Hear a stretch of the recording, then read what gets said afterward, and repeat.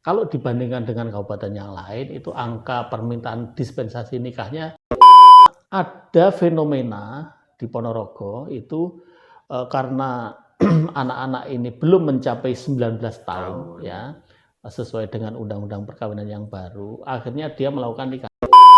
Ranahnya itu ada di dinas pendidikan, di dinas kesehatan, di dinas sosial, tetapi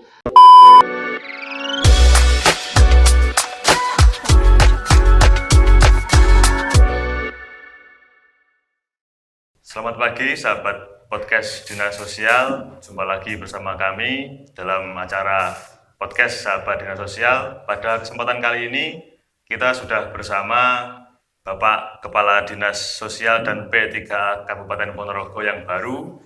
Akan tetapi sebenarnya kami semua sudah sangat akrab dengan Bapak karena dulu Bapak sudah pernah menjabat sebagai Kepala Dinas Sosial dan P3A Kabupaten Ponorogo, dan alhamdulillah sekarang bisa bergabung lagi ya Bapak.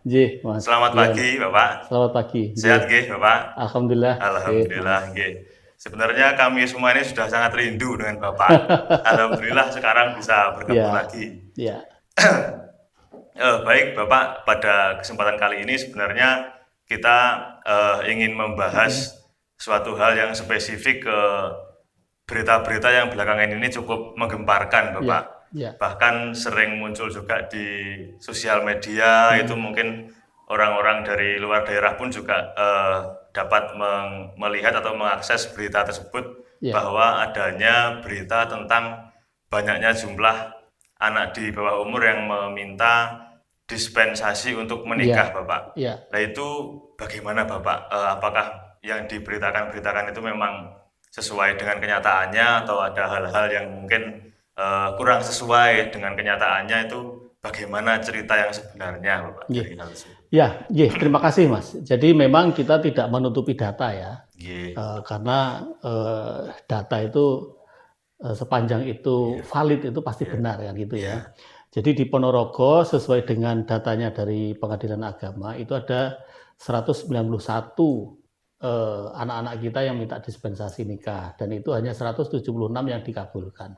Yang sisanya itu berdasarkan pendalaman dari Pengadilan Agama itu tidak dikabulkan kan gitu ya. Dan ini Mas yang perlu kita catat yang pertama bahwa angka dikabulkan atau angka permohonan diskah ini itu ada penurunan dari tahun yang lalu.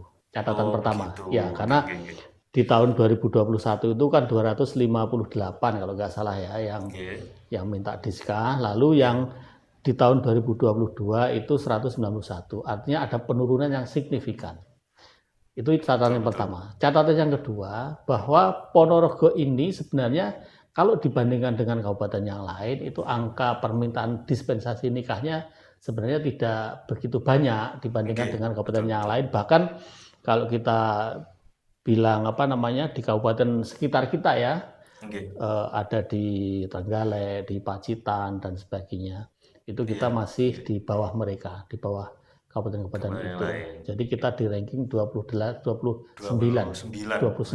ya kabupaten kota. Tetapi berapapun yang minta dispensasi nikah itu sudah menjadi atensi kita. Jangankan sampai 191, ada 10, 15 bahkan 5 pun itu kita atensi gitu ya, karena sebenarnya Pemkab Ponorogo itu selalu melakukan perlindungan terhadap anak, baik itu dari sisi kesehatan reproduksi atau kesehatan secara umum, dari sisi pendidikannya, dari sisi masa depannya, stunting dan sebagainya. Oleh karena itu ini menjadi perhatian kita Mas Yan, 191 lalu 176 yang dikabulkan. Lalu dari data ini setelah kita lihat Mas, kita pilah-pilah gitu, pertama berdasarkan umur, ini memang ada 3 yang tercatat harusnya di usia anak-anak sekolah SMP. Ya, dari 176 ada 3. Lalu selebihnya memang di usia-usia yang belum mencapai angka 19 tahun. Catatan kita Mas, ini memang ada beberapa yang hamil, 126 itu mengajukan karena kehamilan. Ada satu catatan yang menarik Mas, ini berdasarkan survei cepat yang dilakukan oleh MUI dan IAIN ya. Oh iya. Ya, IAIN. Saya kemarin membaca itu di Detik gitu ya, yang IAIN itu. Dan kalau yang MUI itu kemarin rilisnya disampaikan ketika rakor dengan Pak Bupati. Betul. Ada fenomena di Ponorogo itu karena anak-anak ini belum mencapai 19 tahun ya, sesuai dengan undang-undang perkawinan yang baru, akhirnya dia melakukan nikah siri. Oh Ya. gitu. Jadi nikahnya itu nikah siri Nikah siri dulu. Karena dia yakin kalau sampai dengan nikah di KUA pasti ditolak kan gitu ya, karena belum mencapai 19 tahun ya. Betul. Akhirnya dia nikah siri. Nikah secara agama. Secara agama. Lalu karena secara agama dia udah halal melakukan hubungan suami istri, maka terjadilah hubungan itu. Oh gitu. Yang akhirnya hamil ya. Oh gitu. Setelah hamil untuk melegalkan status anak di akte misalkan dan sebagainya, akhirnya setelah hamil baru dia minta dispensasi nikah di pengadilan agama. Betul. Ya, ini yang melakukan penelitian atau survei itu bukan kami Mas, bukan Pemda ini. Tetapi dua lembaga, MUI dan IAIN, dan hasilnya ternyata ada kesamaan gitu ya. Betul. Jadi yang pertama memang itu, yang kedua memang terjadi kehamilan beneran karena pacaran, tapi jumlahnya terus terang sampai hari ini belum bisa kita petakan ya, jumlahnya dari yang berawal dari nikah siri itu berapa, dari yang pacaran berapa. Yang menjadi catatan lagi Mas, ini walaupun anak-anak itu di usia nikah, ya, ternyata mereka itu sudah tidak sekolah. Oh gitu. Ya, jadi setelah selesai SMP itu tidak melanjutkan sekolah. Betul. Lalu sama orang tuanya dinikahkan, dan ini ternyata dari data yang kami peroleh itu yang banyak ada di Ngerayun dan Nisawo, yang notabene memang dari sisi geografis atau dari mungkin pendidikan, mungkin ya perlu ada dorongan-dorongan. Iya. Ini catatan kita Mas, yang kita peroleh ya, sehingga kami tidak menolak data tetap data kan gitu ya. Tetapi yang harus kita sikapi adalah bagaimana data ini atau kondisi yang sekarang seperti ini harus kita lakukan upaya-upaya. Yang pertama pencegahan. Betul. Jangan sampai yang belum itu ikut-ikutan. Kan gitu. Yang belum jangan ikut-ikutan. Lalu yang sudah ini kita tangani. Tanganinya pertama apa? Menurut saya ada 3 pendekatan yang kita lakukan. Yang pertama dari pendekatan pendidikan. Ya. Bagaimana anak-anak ini yang walaupun sudah menikah, hak pendidikan dasarnya yang sampai 12 tahun setingkat SLTA itu bisa terpenuhi. Kalau memang dia nanti tidak bisa sekolah di sekolah formal, ini Kepala Dignas kemarin sudah menjanjikan untuk diikutkan di kejar paket. Kejar paket. Itu yang dari sisi pendidikan. Lalu dari sisi kesehatan, baik ibu dan anak, ini Dinas Kesehatan akan melakukan pemantauan, melakukan monitoring. Jangan sampai terjadi masalah kesehatan di ibu dan anak, terutama stunting. Jangan sampai anak-anak yang dilahirkan ini ada masalah stunting. Ini sedang kita dampingi, kita cari datanya. Lalu yang ketiga tentunya adalah kesiapan mental dan kesiapan, kalau rumah tangga itu faktor ekonomi kan juga penentu Mas Yan ya. Betul. Sehingga bagaimana anak-anak ini yang sudah terlanjur menikah sebelum waktunya, ini ada kita kuatkan mentalnya untuk menghadapi kenyataan berumah tangga itu seperti ini kan gitu.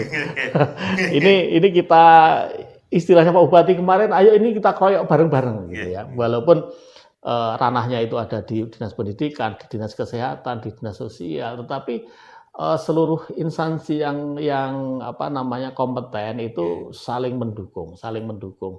Misalnya bagaimana Bapeda ini mendukung dari sisi perencanaan, anggaran untuk kegiatan-kegiatan itu. Lalu dari sisi Kemenak mungkin membantu dari sisi religiusnya. Lalu dari sisi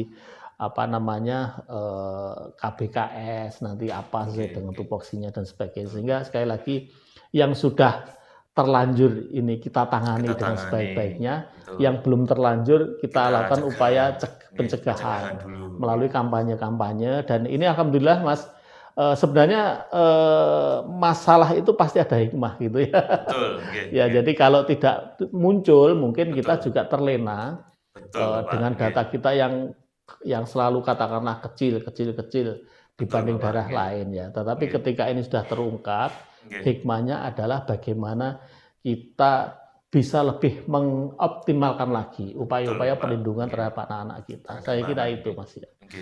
Iya. Jadi memang setelah kita telusuri bersama itu tidak seperti yang diberita-beritakan gitu Bapak. Kemarin kan ada berita itu karena berpacaran lalu Iya. hamil di luar nikah seperti Iya. tapi kan setelah kita telusuri bersama memang sebagian ada yang dari orang tuanya memang sudah ingin menikahkan. Iya. Yes, setelah lulus sekolah langsung dinikahkan. Ada lagi yang sudah nikah siri karena belum mencapai 19 tahun nikah siri dulu dan setelah punya anak mau mengurus akte kelahiran dan sebagainya baru mengajukan untuk dispensasi menikah. Iya. Seperti itu. Iya, jadi memang kenyataannya seperti itu. Tetapi memang Mas yang hamil karena pacaran juga ada. Juga ada. Nah, ini yang harus kita edukasi supaya anak-anak ini tidak melakukan hal-hal yang merugikan gitu ya. Sebelum waktunya gitu Pak. Karena ini kita menggalakkan kampanye Mas. Jadi melalui kemarin alhamdulillah Dinas Sosial sudah membuat poster-poster ya. Poster-poster untuk kita masifkan dan ternyata itu mendapatkan respon yang cukup bagus ya. Jadi kemarin beberapa bapak kepala sekolah itu forward balik ke saya gitu Pak. Kayak seperti kepala MTS Asalam Soko. Saya tidak ngira ya. Tiba-tiba ibu kepala sekolah ini ke saya, terima kasih Pak posternya. Ini nanti langsung saya sebarluaskan ke anak-anak ya yang poster-poster seperti itu. Dan ini kampanye ini terus kita lanjutkan melalui media-media sosial karena sekarang yang efektif kan ada di medsos Mas ya. Ini kita efektifkan dengan harapan sekali lagi kuncinya adalah dua. Yang satu yang belum terlanjur ini bisa kita cegah, yang sudah terlanjur bisa kita tangani. Seperti itu ya. Jadi PR kita bersama, iya, saling gotong royong. Betul. Jadi juga mungkin lingkungan Mas ya, lingkungan nanti juga ikut mengawasi. Betul Bapak. Ikut membantu kita kan gitu ya. Iya. Iya.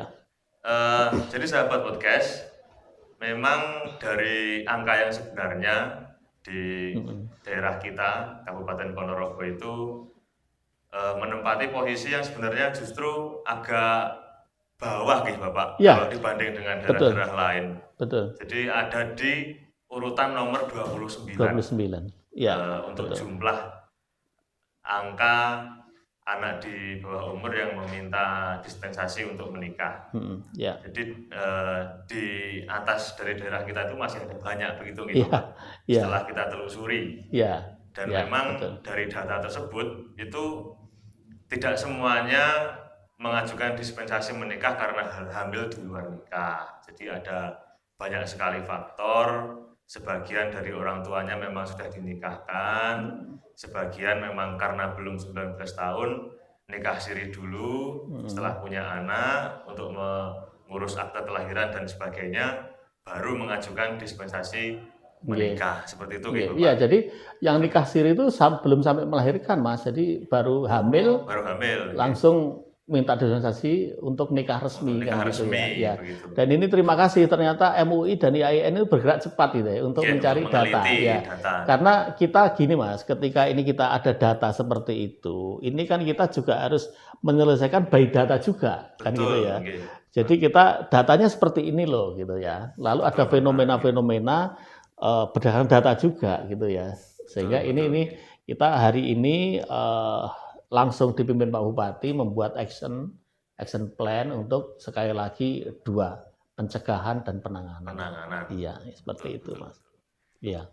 Jadi itu tadi adalah program yang sudah akan dilaksanakan, bahkan sudah mulai berlangsung dari Bapak Bupati untuk menangani hal ini, yaitu untuk yang belum terjadi kita bersama-sama berupaya untuk mencegah, dan yang sudah terjadi kita bersama-sama untuk menangani dan mencarikan solusi seperti itu. Baik Bapak, Untuk mungkin Mm. pesan dan kesan untuk masyarakat Ponorogo yang ingin Bapak sampaikan, monggo. Iya, terima disampaikan, kasih. Bapak. Teman-teman semuanya, jadi perlindungan kepada anak itu bukan hanya tugas dari pemerintah, Betul. tetapi tugas kita semuanya. Bahkan perlindungan itu akan lebih efektif dilakukan oleh kelompok-kelompok kecil, misalkan keluarga, misalkan lingkungan, misalkan tempat pendidikan, misalkan pondok pesantren, misalkan LKSA, misalkan itu. Jadi perlindungan yang